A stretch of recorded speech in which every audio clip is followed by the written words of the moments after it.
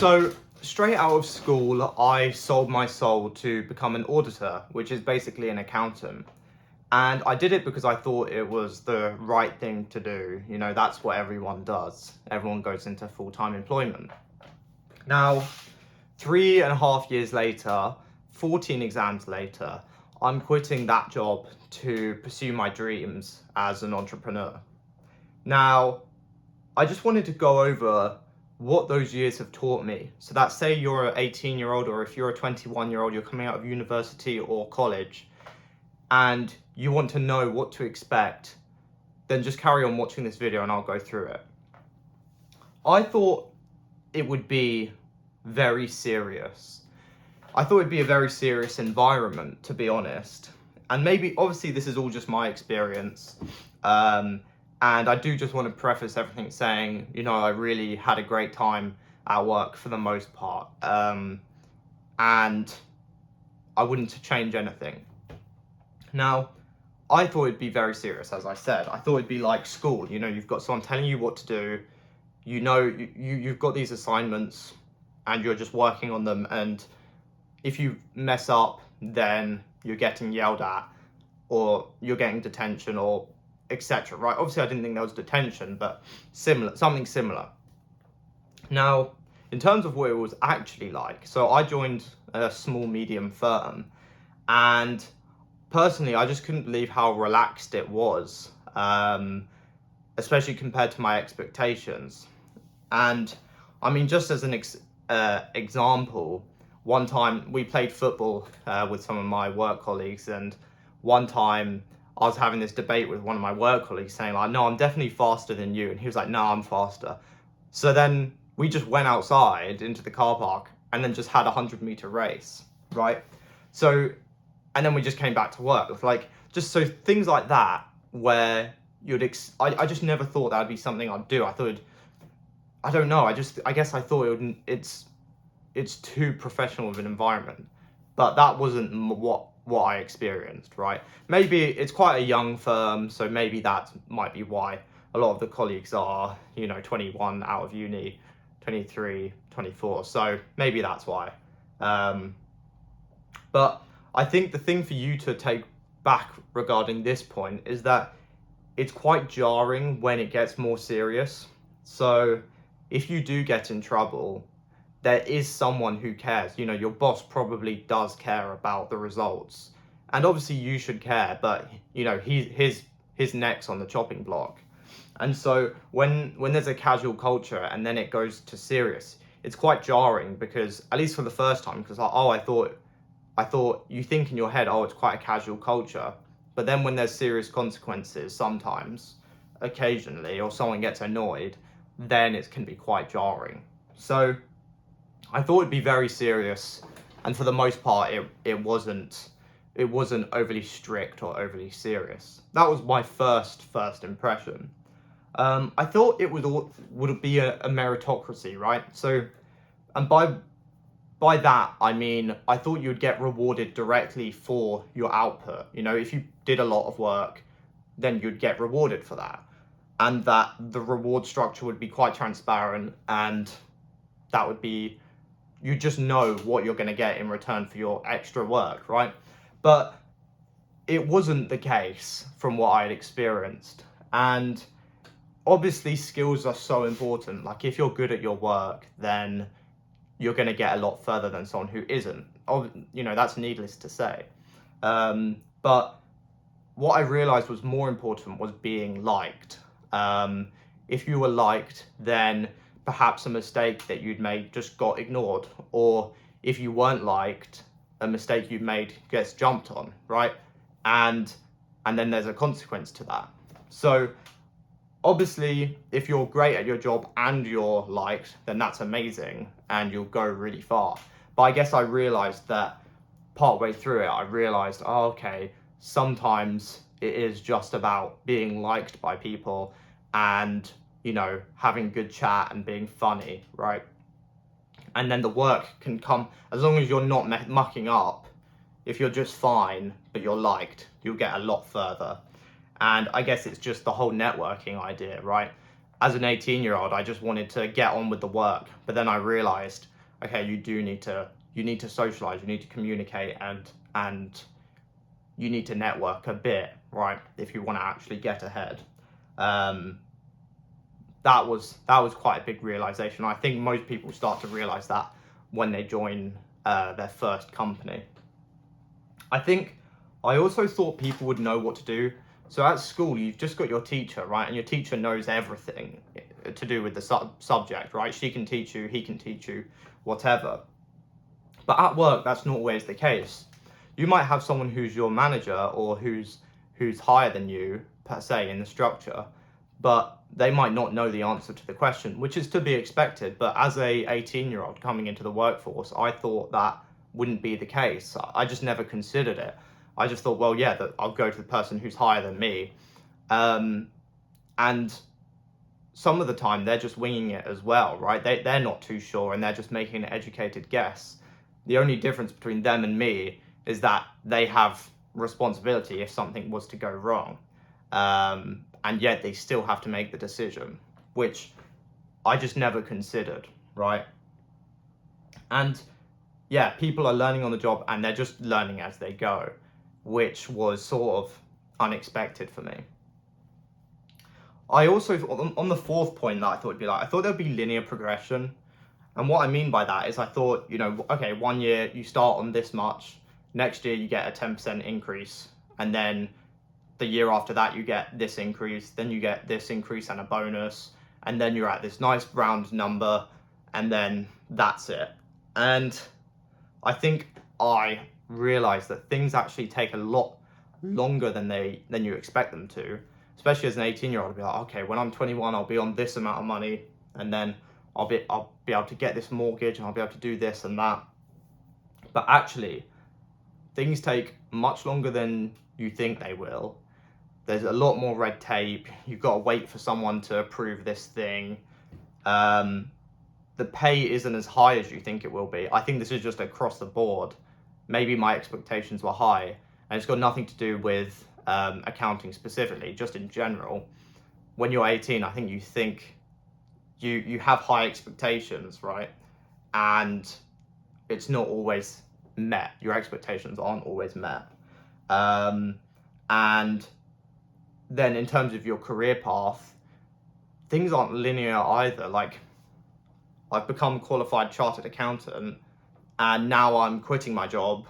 I'm still a chartered accountant, but now I'm quitting my job and going backwards per se, right? Obviously for me, I don't see this as a backward step. I see this as a forward step. But yeah, just progression isn't linear. Basically, when I was 18, I had this Excel. I still have it, and I basically forecasted my entire career, right? And okay, this year I'll be on this much, that year I'll be on that much, and then I'll be able to save this much, and my net worth will be this. And it's just a very immature way of looking at things, and an inexperienced way of looking at things, because sometimes, like, you might not have any earnings if you quit your job. Sometimes your promotion might take longer than you expected it to. So I think that was a big shock for me. And it sounds so obvious, but when you've never worked before, these things aren't as obvious. I think my last point was, I thought that my confidence would go up proportionately to my skill and my knowledge. So obviously, as I completed more exams, I became more knowledgeable, and as I spent more period of times at work, I became better at my job, obviously. But I think my confidence peaked after about 1 year. When you're 1 year in, you can ask all the questions you want. You're not going to look stupid. If you do anything right, you're going to be praised massively for it. And there's just low expectations for you, and it's easy to exceed those expectations. Whereas when you've been there and you're expected to know you're expected to know things, essentially. Answering a question or doing good on a job is just expected, right? There's no praise, available for doing your job, essentially. Whereas when you first join, any small thing gets rewarded. And I think there comes a point when you hit the pit of despair, essentially. So So I'm not sure if you've seen, there's like a bell curve basically, and initially your confidence is quite high, you don't know anything, and then quickly it soars even higher because you think you're learning all these things and you think you're starting to understand it. Then as you keep on learning, your actual understanding of the topic, of the subject, makes you realize how little you actually know. And I think at the 2-year mark, 3-year mark, you hit that pit of despair. It's like, oh my God, okay, I don't actually know as much as I thought I did. And your confidence takes a hit. Maybe you get imposter syndrome. And I think I did a little bit get some imposter syndrome. I think now I'm starting to escape that because I'm like, okay, I know this, I know that. People know more than me, but I can learn from them. And maybe I don't need to know everything, right? Because it would be unreasonable for me to know more than someone who's been in the industry for 30 years. So I think just going into it with your learning mindset, like I mentioned in my previous video, going into work with this learning mindset constantly, rather than thinking you know it all, because you'll get humbled real quick. So rather than this be a completely negative video, I wanted to also say some good things about working, being a wage slave, essentially. Because there are positives. You'll see on YouTube, like, everyone's just slagging off the 9 to 5, which is fair enough. There's plenty to slag off about. But there's also plenty of positives. So working a 9 to 5, it helps you figure out what you want to do while stacking money, right? It's as simple as that, okay? Now I know that I want to be an entrepreneur, right? I sort of knew when I was 18, but I wasn't fully settled on it, okay? And I had no money to go and pursue anything. Whereas working a job, it taught me valuable skills, was letting me save a lot of money, which has now facilitated my ability to quit my job, right? And become an entrepreneur. So I think in that way, it's amazing. I think it gives you some consistency in your life. If you're 18, you're probably a bit of a bum, to be honest. Maybe not if you're watching this video, because you're probably quite driven. But chances are you're a bit of a bum, and you need that consistency in your life. You need the 9 to 5 to get into good habits. Now, some people don't. I don't think I did really, but I think for most people that's a huge pro. I think also it teaches you massive people skills, because you're dealing with such a volume of people and in different settings, because at school you can just, stay away from the people you don't really like. Whereas at work, you still have to work with them and you still have to get a good outcome. And especially for me, I was homeschooled. So realistically, my social skills weren't the best when I was 18. And it's just taught me so many social skills and just improved my sociability, essentially, which I think is just so valuable, especially for young people. So I think if you just went into entrepreneurship straight out of 18 or straight fresh 18, I think you'd be quite inexperienced of how the world really works, right? I think it also gives you money to let you pursue what you really want to pursue. This sort of ties back into my first point, but if you save for years whilst working your 9 to 5, plan what you want to do for your entrepreneurship, if that's what you want to do, or if you want to just change careers as a whole, it just facilitates that. It allows you to do that, which, I mean, this sort of ties into the first point. I think it also gives you a safety net. Safety net not only with regards to the money, but also if you get a qualification. Like, I'm chartered accountant now. So let's say, I don't like to go into things with this mindset, but let's say this went, I didn't get a good outcome, or I'm not a good entrepreneur. After a year, I'm still a chartered accountant. Obviously, I'm a bit less employable because I have had a year career break, but people have come back from a lot worse, And having a qualification just allows you to get back into the market. Employers know you're employable. And whereas if you hadn't have worked before becoming an entrepreneur or pursuing whatever you want to pursue, you're an unknown, aren't you? Whereas if you've got 3 years of experience, people, they know that you worked fine at a company for 3 years and you're smart enough to get a qualification. So I think in that regard, it gives you a safety net just in case you need to fall back on it.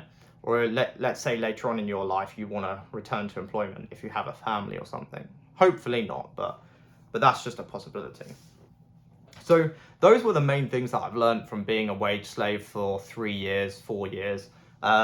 It's not all negative. I think overall, if I had to say whether it's mostly positive or mostly negative, I would say it's mostly positive, right? I'm glad I worked for 4 years, for 3 years. It's taught me so many valuable life lessons. It's made me some great friends, surprisingly. And I think realistically, everybody should work a 9 to 5 for a bit of time, at least once in their life. Obviously, if you can just go straight into entrepreneurship and do well, then that's amazing. But I think working a 9 to 5, it also sort of teaches you like how shit it is for most people, like day in, day out, doing this slog, because it is a slog. So it makes you a bit more humble and makes you a bit more down to earth rather than just getting rich immediately, which we all want to do, obviously. But yeah, those are my thoughts. Please feel free to subscribe. I'm going to be making loads more videos like this. I'm going to be moving to Guatemala soon, so the videos are going to be pretty cool, and I'm also going to be hopefully making a shitload of money. So yeah, that's exciting. So if you like that, then just subscribe. Yeah, cheers.